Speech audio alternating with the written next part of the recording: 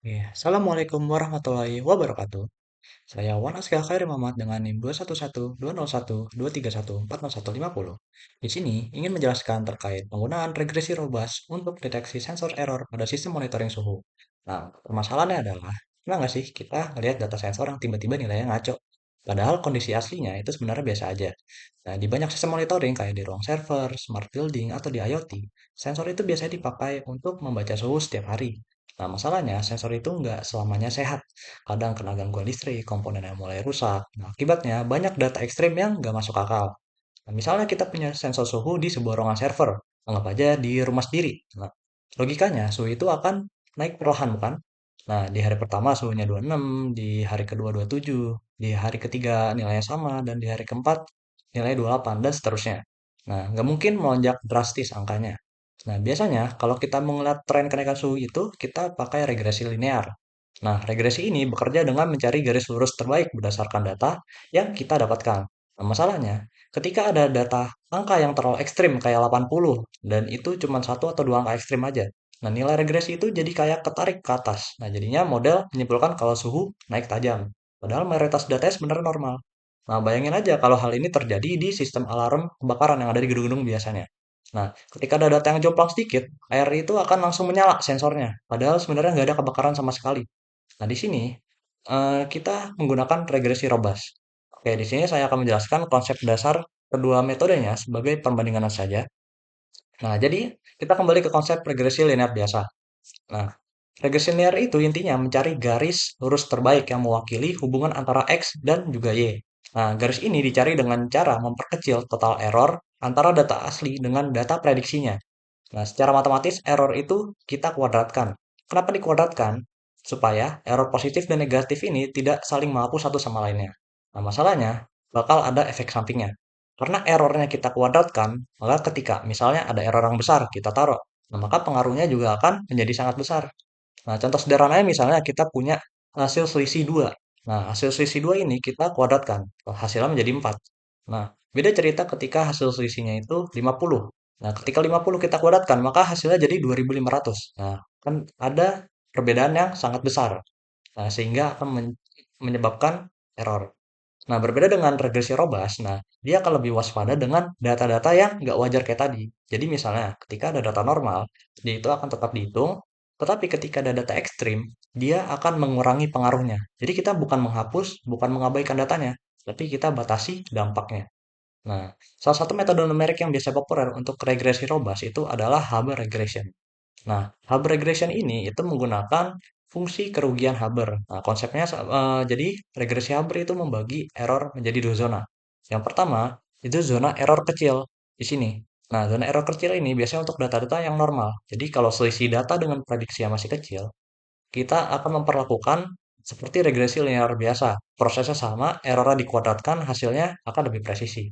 Nah, terus ada zona kedua. Di sini untuk error yang besar atau data ekstrim tadi. Nah, kalau selisihnya lebih besar, errornya itu nggak akan dikuadratkan lagi. Tetapi pertumbuhannya kita perlambat, pengaruhnya kita batasi. Nah, hal ini kita terapkan pada rumus seperti ini.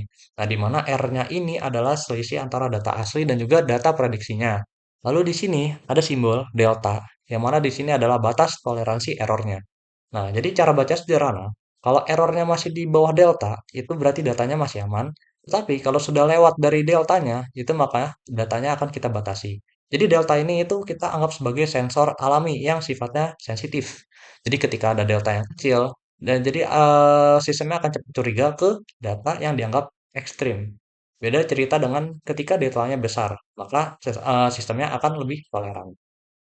Nah, di kasus pada sensor yang asli, kita biasanya ingin toleran ke fluktuasi yang lebih kecil, tetapi akan tetap waspada ke lonjakan-lonjakan terhadap data yang lebih besar. Nah, kita kembali ke kasus ruangan server tadi. Jadi mayoritas datanya itu kita dapatkan sekitar 26 sampai 32 derajat Celcius, yang mana di situ datanya masih masuk akal.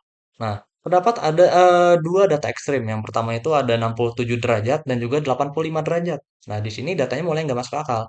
Dengan Hub regression, di sini tren suhunya itu akan tetap realistis dan juga lonjakan sistemnya itu nggak akan ngerusak si model tadi. Jadi data ekstrimnya itu bisa kita tandai sebagai indikasi error sensor sehingga tidak dimasukkan ke dalam perhitungan biasa. Oke, kita lanjut ke implementasi kodenya. Nah, di sini kita menggunakan Python. Jadi kodenya sederhana, hanya sampai sini. Jadi penjelasan singkatnya adalah yang pertama kita ngeluarin dulu import library yang kita butuhkan, library dari Python. Yang kedua, kita masukkan data sensor. Nah, di data sensor itu kan pasti ada dua variabel. Yang pertama itu ada hari, di mana di sini kita monitoring. Misalnya ada 10 hari. Nah, sama variabel suhu. Jadi di 10 hari ini kita ngedata suhunya berapa aja. Misal satu tuh 26, di hari kedua 27, ya 27 sama seperti contoh kasus tadi. Lalu yang ketiga, kita buat model regresi linear biasa. Nah, di sini kita tetap membutuhkan regresi linear biasa sebagai pembanding. Jadi kita akan membuat dua grafik. Yang pertama, regresi linear dan yang kedua, regresi robust sebagai pembanding saja. Nah, yang kelima, kita deklarasikan visualisasinya. Jadi visualisasi si grafik tadi kita deklarasikan di sini dalam bentuk grafik untuk kedua metode tadi. Nah, terus yang keenam di sini kita ngebuat logika untuk mendeteksi data errornya. Nah, jadi tadi di step ketiga dan keempat ini kita masih menggunakan dia itu memproses semua data tanpa mempedulikan errornya. Nah, di sini kita membuat batasan errornya. Di mana di sini kita mendeklarasikan variable threshold di sini sebagai anggap ambang batas. Nah, jadi di sini kita setting ambang batasnya sebesar 10 derajat Celcius. Nah, jadi gap antar data itu maksimal adalah 10 derajat Celcius, data ke atas dan juga data ke bawah. Jadi ketika nanti datanya melewati ambang batas ini, maka sistem akan mendeteksi sebagai error. Kalau yang ketujuh, kita akan tampilkan output hasil pengolahan data. Nah, di sini kita akan nge apa ya ngedisplay di hari keberapa aja sensornya bersifat error kayak gitu. Nah, di sini ada hasil demonstrasinya. Oke, di sini kita tinggal ngerun kode yang telah kita buat. Nah, di sini grafiknya sudah muncul. Ada dua grafik. Jadi bisa dilihat garis yang putus-putus biru ini adalah regresi linear biasa dan juga yang kuning ini adalah regresi robust. Nah, bisa dilihat juga garis yang biru-biru ini tarik ke atas karena dia juga ikut menghitung titik-titik merah ini. Yang mana titik merah tadi adalah indikasi sensor error tadi. Di sini 67 derajat, di sini 85 derajat. Nah, sementara garis yang kuning ini akan tetap stabil mengikuti kenaikan suhu yang normal karena dia tidak menyertakan si dua data error ini. Maka maka dari itu kita menggunakan eh, regresi robust untuk eh, anggapnya mencari data yang stabil di samping terdapat error pada sistem sensornya. Oke, mungkin penjelasan saya cukup sampai di sini. Mohon dikoreksi ketika ada kesalahan selama saya menjelaskan tadi. Assalamualaikum warahmatullahi wabarakatuh.